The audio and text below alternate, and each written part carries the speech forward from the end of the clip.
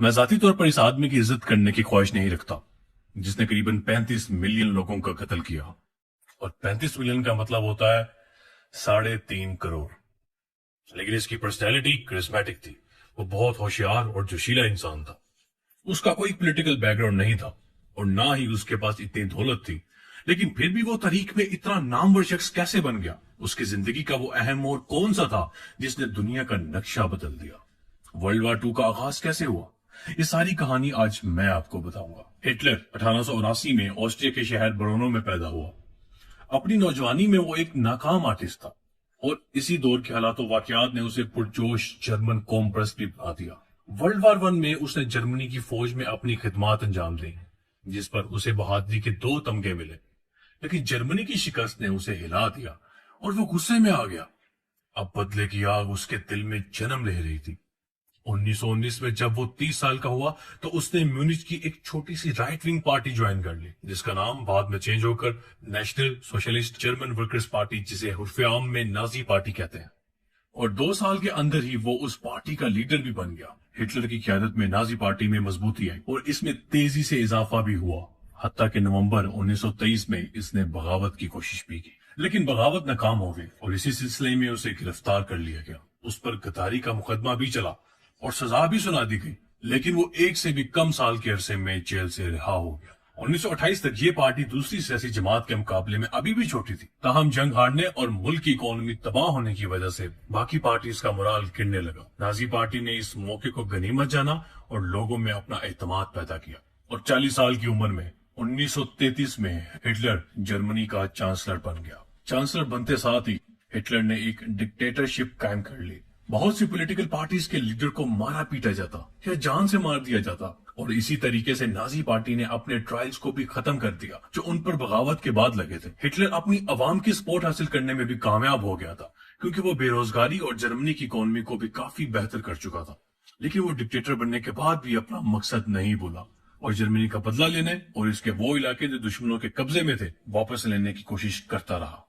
اور آپ کو ایک مزے کی بات بتاتا چلوں کہ حب الوطنی وہ چیز ہوتی ہے جس کے لیے ہر شخص اپنی جان دینے کو بھی تیار ہو جاتا ہے، اور اسی ایموشنل ٹیکٹک کو استعمال کرتے ہوئے ہٹلر نے جرمنی کو فتح کے راستے پر گامزن کیا، اور ساتھ ہی ساتھ وہ علاقے واپس لیے جو کہ جرمنی جنگ عظیم اول میں ہار چکا، جن میں رائلینڈ اور پولینڈ کے بہت سے علاقے شامل تھے۔ ان کے علاوہ چیکوسلواکیہ میں سوڈیٹرلینڈ اور آسٹریا کا علاقہ بھی شامل تھا۔ اس طرح کے حالات دیکھتے ہوئے اب باقی عالمی طاقتیں ہٹلر کا کھیل سمجھ گئی تھی۔ انگلینڈ اور فرانس نے پولینڈ سے جنگی معاہدہ کر لیا کہ اگر جرمنی اس پر حملہ کرے گا تو وہ اس کا ساتھ دیں گے۔ پھر اگست 1939 میں ہٹلر نے سوویت یونین کے صدر اسٹالن کے ساتھ ایک نان اگریشن معاہدے پر سائن کیا، جس کا مطلب یہ تھا کہ پولینڈ کو فتح کرنے کے بعد اس کو 2 حصوں میں تقسیم کرنا ہے۔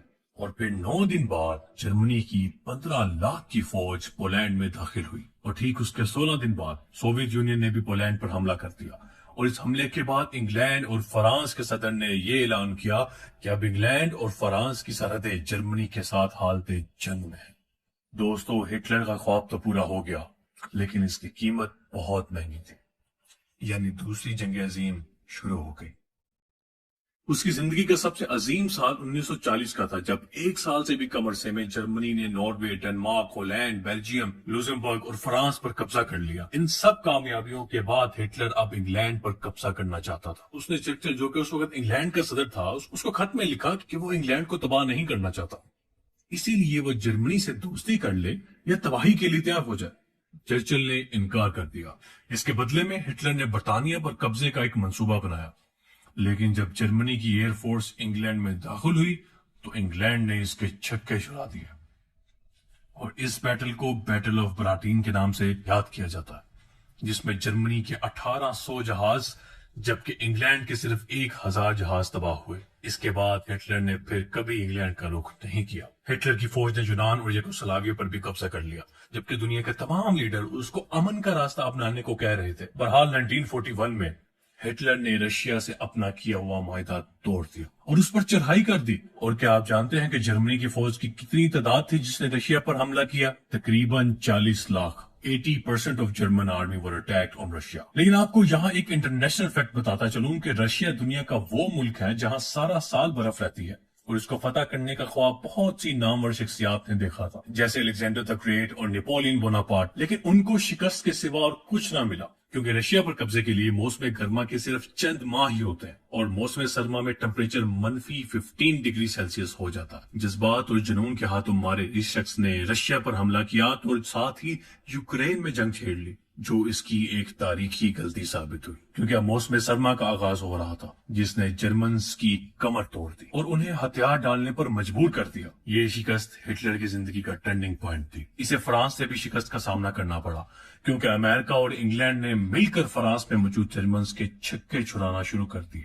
لیکن ان سب کے باوجود جرمنی پیچھے نہیں ہٹا اور اس نے مزید 2 سال جنگ جاری رکھی، لیکن اس کا اختتام 1945 کی موسم بہار میں ہوا، جب ہٹلر نے ہار مان لی اور سرنڈر کر دیا، اور ٹھیک اس کے 7 دن بعد 30 اپریل کے روز اس نے خودکشی کر لی۔ ہٹلر کی حکومت کے دوران اس نے انسانوں کا قتل عام کیا۔ وہ ایک قوم پرست آدمی تھا اور اس کا ماننا تھا کہ دنیا میں جرمن قوم سب سے عظیم ہے اور اسی کو دنیا کی سپر پاور ہونا چاہیے، اور اسی سوچ کے ساتھ وہ یہودیوں سے نفرت کرتا تھا۔ اس نے یہ عہد لیا کہ وہ دنیا میں کسی بھی کونے پر کوئی یہودی نہیں رہنے دے گا۔ اس کی خلافت میں باقاعدہ ایکسٹرمینیشن کیمپ، یعنی وہ لوگ جو جرمن نہیں، ان کو ختم کرنے کے لیے کیمپ بنائے جاتے ہیں، جن میں بہت بڑے پیمانے پر گیس چیمبر بھی لگائے جاتے ہیں۔ وہ ہر علاقہ جو اس کے قبضے میں آیا، اس میں بے گناہ خواتین، بچے، بوڑھے، نوجوان، سب کو پکڑ کر چھکڑوں میں ان چیمبرز میں لے جایا جاتا اور مار دیا جاتا۔ صرف چند ہی سالوں میں 20 ملین یہودی ہلاک ہوئے، لیکن صرف یہودی ہی اس کا شکار نہیں تھے۔ اس کے دور حکومت میں رشین اور خانہ بدوشوں کا بھی قتل عام کیا گیا، اور اس کے ساتھ ساتھ جو اس کی حکومت اور اس کے ملک کے دشمن تھے، ان کی موت کا تو ہم تصور بھی نہیں کر سکتے۔ اس جنگی جنون نے دنیا میں تباہی مچا دی۔ ہٹلر کے ڈیتھ کیمپ کو اتنا خفیہ رکھا جاتا جس طرح کسی ڈرگ کے بزنس کو ہڈن رکھا جاتا ہے۔ لوگوں کے مرنے کے بعد ریکارڈز کو مکمل جلا دیا جاتا، کوٹا سیٹ کیا جاتا اور ڈیڈ باڈیز کا نشان صفحہ ہستی سے مٹا دیا جاتا، حتیٰ کہ کسی ڈیڈ باڈی کو ڈھونڈنا ایسا ہی تھا جیسے سونا تلاش کرنا۔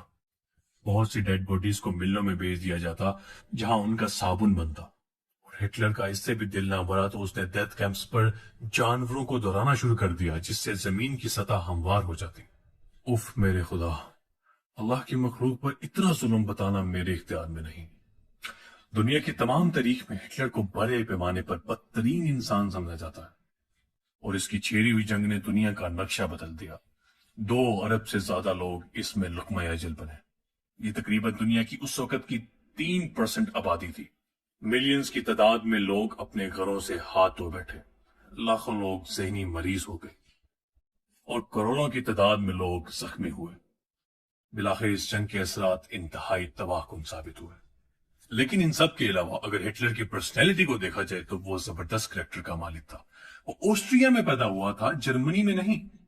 اس کا کوئی پولیٹیکل بیک گراؤنڈ نہیں تھا، اور نہ ہی اس کے پاس اتنی دولت تھی، اور 14 سال سے بھی کم عرصے میں وہ دنیا کی بہت سی طاقتوں کا مالک بن چکا۔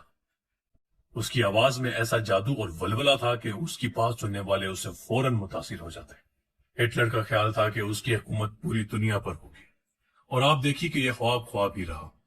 اس کے مرنے کے قریباً 12 سال تک بہت سے ممالک آزاد ہو گئے۔ کچھ ہی عرصے تک جرمنی وہ جگہ بھی ہار گیا جو کبھی ہٹلر کے زمانے میں اس کی تھی۔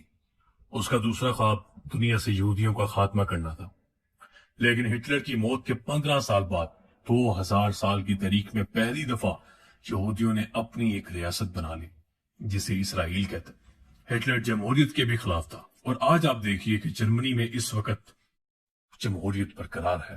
ہٹلر کے ظالمانہ عمل سے اس نے سکندر اعظم، نیپولین بوناپارٹ اور چنگیز خان کو بھی پیچھے چھوڑ دیا۔